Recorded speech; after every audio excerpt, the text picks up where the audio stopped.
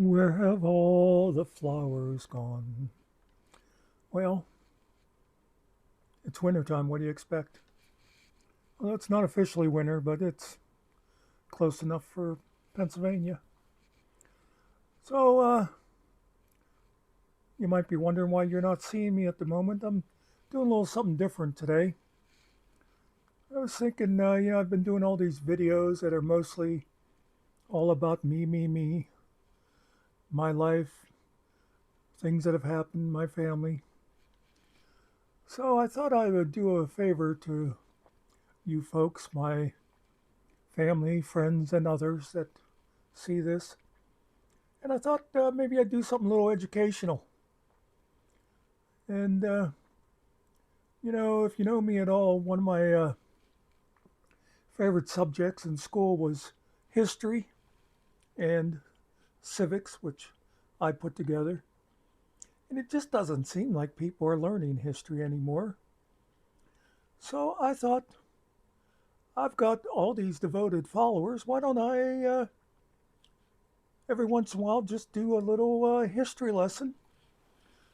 And so I thought, well, what would I do? And of course, my first obvious thought was Osceola. But I think a lot of people have heard of Chief Osceola, and they even did a bad movie about him once. I think it might have starred Rock Hudson. Um, I hope he didn't play Osceola, but you never know.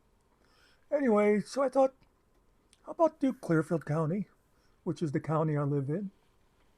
And what you are looking at right here, because I still haven't sat down with my editing software and learned how to do a video and insert a photo into it. But that's the Clearfield County Courthouse.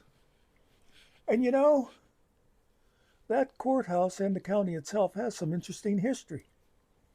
So before I get started, I would invite any of you to call your kids in to watch this because they just might learn something that they're not being taught in school, especially any local kids. But yeah, that's the what is now the Clearfield County Courthouse.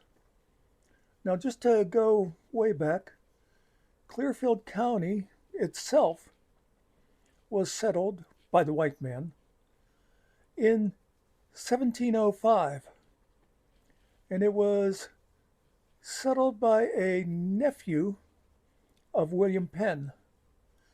Now, to be accurate, it was his wife's sister's son. And by all accounts, this nephew was a bit of a womanizer and a bit too wild even for that day. And William Penn wanted to get him away to stop embarrassing him in front of other people. So he decided to grant him some land in what was at the time considered frontier. And that is the land that eventually became known as Clearfield County in central Pennsylvania. Now, a lot of people think Clearfield and Clearfield County got their name because of the obvious reason of either someone came here and cleared a field or they came here and saw a clear field. But that's not true. Actually, the reason it got that name is because this nephew's name was Robert Kleinfeld. And over the years, Kleinfeld, he came here and he decided to build Fort Kleinfeld. But over time, the name got bastardized into Clearfield, which is what we still call it today. Now, again, this picture you're looking at is the Clearfield Courthouse. And it has interesting history all on its own. It was built in 1739. I'm sorry, 1839, as an insane asylum. And back in those days, the definition of insane was a little looser. You know, if somebody had a teenager that seemed to be out of control, they'd send them off to the asylum to straighten them out. Or if somebody was speaking out against the local government, the sheriff would pick them up and take them in front of a judge, and he'd say, "Do you hear what this guy's saying about the mayor of Clearfield, Your Honor? It's crazy talk." And the judge would say, "You're right. Send him over to the county home," as they sometimes would call it. And now you can't really tell from this picture, but all those windows that you see used to be used to have bars on them. Oh, an interesting thing too. Now I won't bother changing the picture, but if you see these pictures from this side over here, you notice how it resembles a clock, a clock tower resembles a church. And of course, back then, it was all about people, churches running things. But anyway, so over the years, like I said, they used to have bars on the window, and you'd have to look real close now because after they took the bars off, they kind of puttied in the holes and stuff. And over the years, with it weathering and that, you can't really tell. But yeah, that was all. It was all barred, and they even now back then too. There wasn't a big street right out front. It was sitting surrounded by a big lawn, and there was of course a fence around it and stuff. But anyway, as time went on and the home was getting filled up with all these crazies and ne'er-do-wells, the county, meanwhile, was their offices. They were shared office space with a school, and it was basically a two-room schoolhouse. But the one side was county offices, where county commissioners and that had their office. And whenever they'd have any kind of a trial, they'd close the school down for a couple hours, and they'd use the classroom as a courtroom. And the commissioners and judge and that, they started feeling like they deserved better. But at the time, they just didn't have any money coming in, and they were trying to think how could we afford a better office space. And they were kind of eyeing up the asylum there, but they didn't know what they would do about the crazies. And as fortune would have it, along came the Civil War.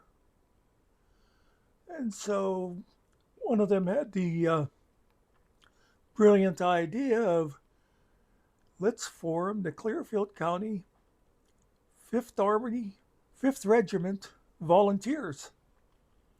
And they went and they emptied all the nutsos out of the asylum, put blue jackets on them, and gave them hunting rifles, and sent them off to war with a deputy sheriff acting as their captain.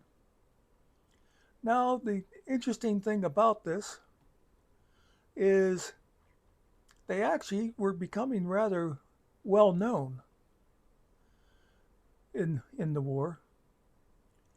Oh, and of course, meanwhile, back home, now that the asylum was empty, the county moved their offices and their courtrooms in there.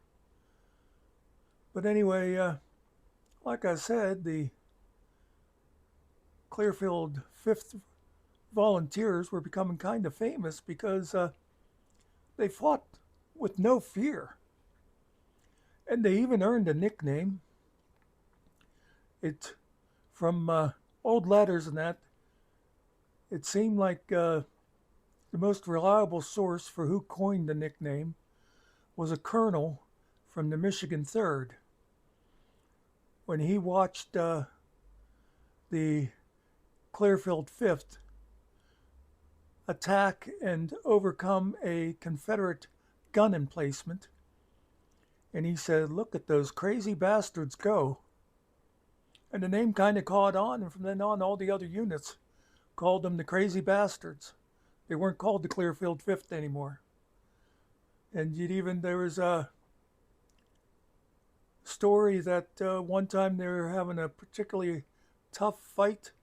They couldn't get past one position, and General McClellan, who was in charge before Ulysses S. Grant took over, they said, "What are we going to do, General?" And he said, "Get me those crazy bastards." And they took care of things. And things were going along like that pretty well for them. And if it hadn't been for a little conflict known as Gettysburg, today they might be one of the most celebrated units in American history. But at Gettysburg, now, we all know of Gettysburg being a great triumph for the North and the turning point of the war. But Gettysburg started off a little rough. It didn't look like the Union were going to win, which would have been bad to have the Confederates, taken over this far into the North. And but at one point,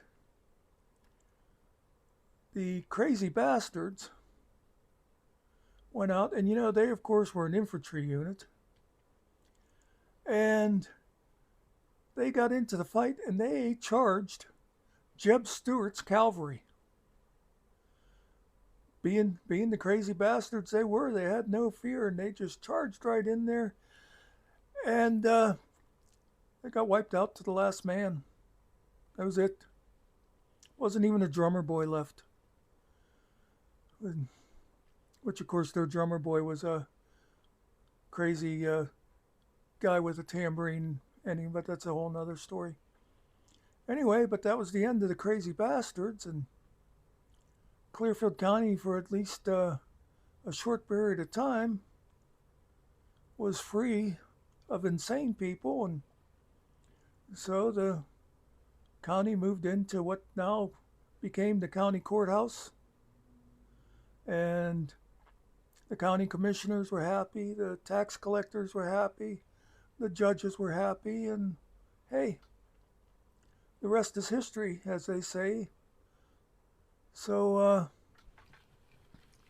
I hope you enjoyed this, and in the future, I'll be giving you more little history bits, either local history, or maybe I'll find, maybe untold tales of World War II or things like that. So hope you stay tuned for that and keep an eye out for it, and peace out.